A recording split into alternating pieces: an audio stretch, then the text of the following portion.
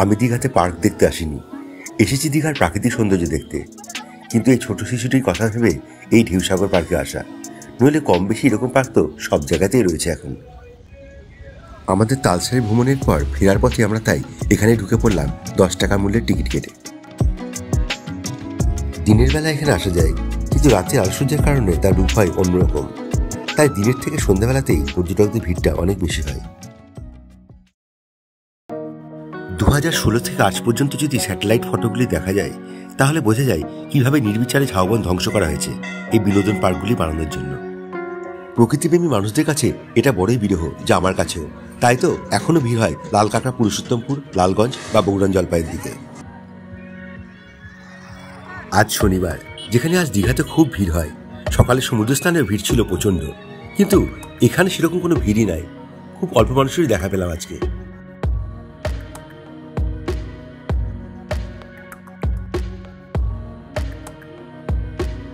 একদিকে কৃত্রিম লেক, আর তাতে কিছু বোট রাখা রয়েছে, আর এই পাশে রয়েছে বেশ কিছু ফুড স্টল। দাম সাধ্যের মধ্যে রাখা হয়েছে।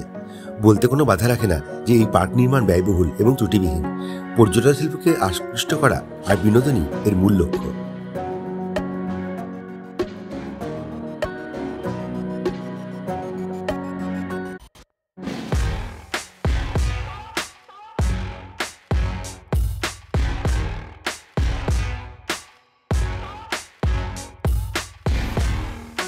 যত ভেতরে যেতে লাগলাম, সাজসজ্জা আরো বাড়তে থাকলো পার্কে।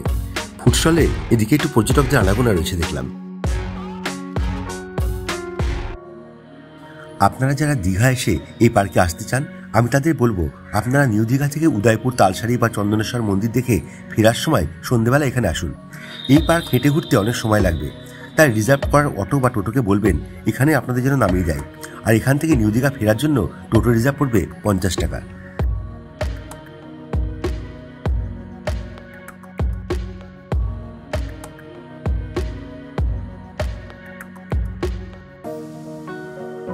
পার্কের মধ্যে দিয়ে এই রাস্তাটি এঁকে বেঁকে সোজা উপরে উঠে যায়, তারপর আবার নিচে ওপাশে ঝাউবনের মধ্যে দিয়ে চলে যায় সি বিচে।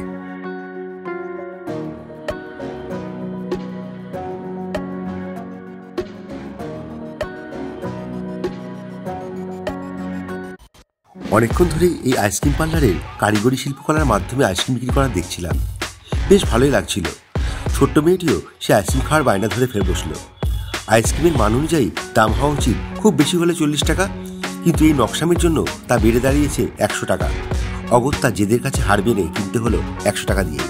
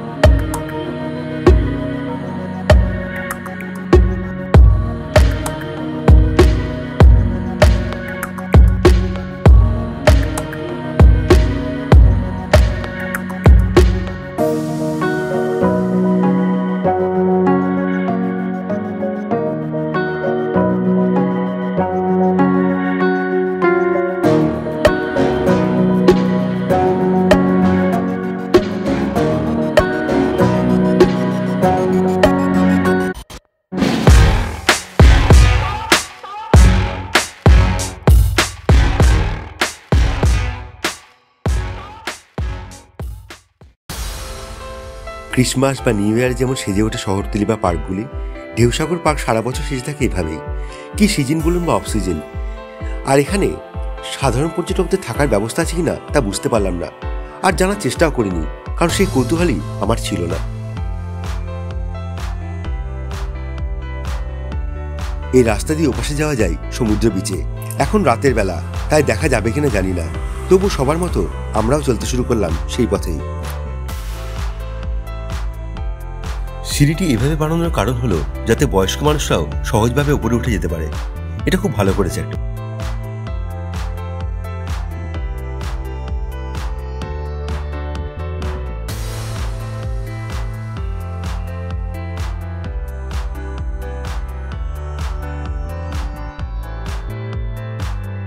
এখানে দুটো পথ ভাগ হয়ে গেল, তাই কোন দিকে যাব বুঝতে না পেরে আন্দাজে একটা রাস্তা ধরে ফেললাম।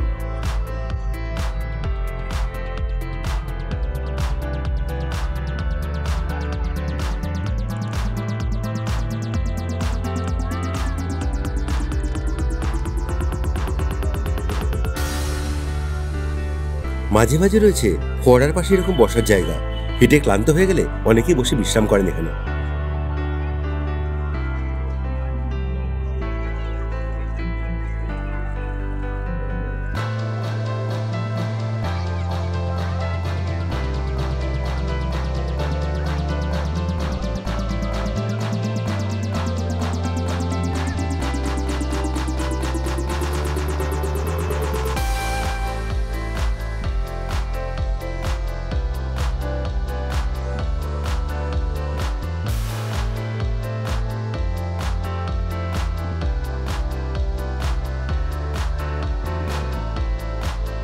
আমরা ভুল করে ওই মানুষটিকে স্ট্যাচু ভেবেছিলাম, কিন্তু আসলে সত্যি উনি একজন মানুষ।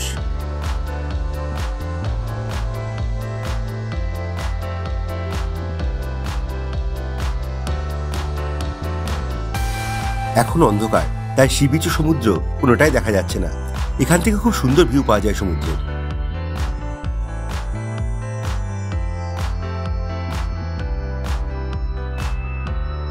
অন্ধকারের মধ্যে উপর থেকে পুরো পার্কটাকে দেখতে ভারী সুন্দর লাগে। দিনের বেলায় পারলে কখনো আবার আসবো এখানে।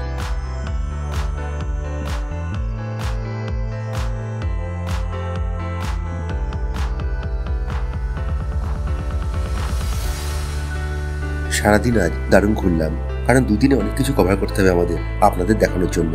সত্যি বলতে কি, আমরাও ক্লান্ত হয়ে পড়েছি ঘুরতে ঘুরতে।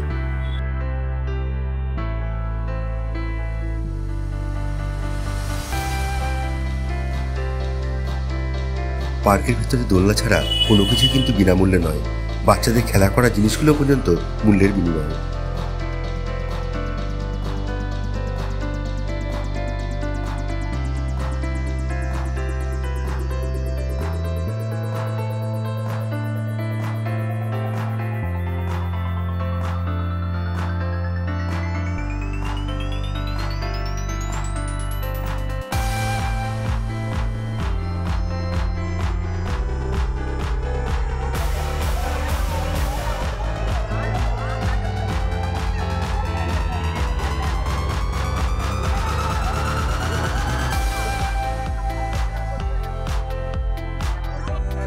তোমার নাকে লাগিয়ে দিয়েছিল? ওরে বাবা, ওরে বাবা। তারপর লাস্টে তোমাকে কি দিল? আইসক্রিম পেলে তুমি? লাস্টে পেলে বাবা।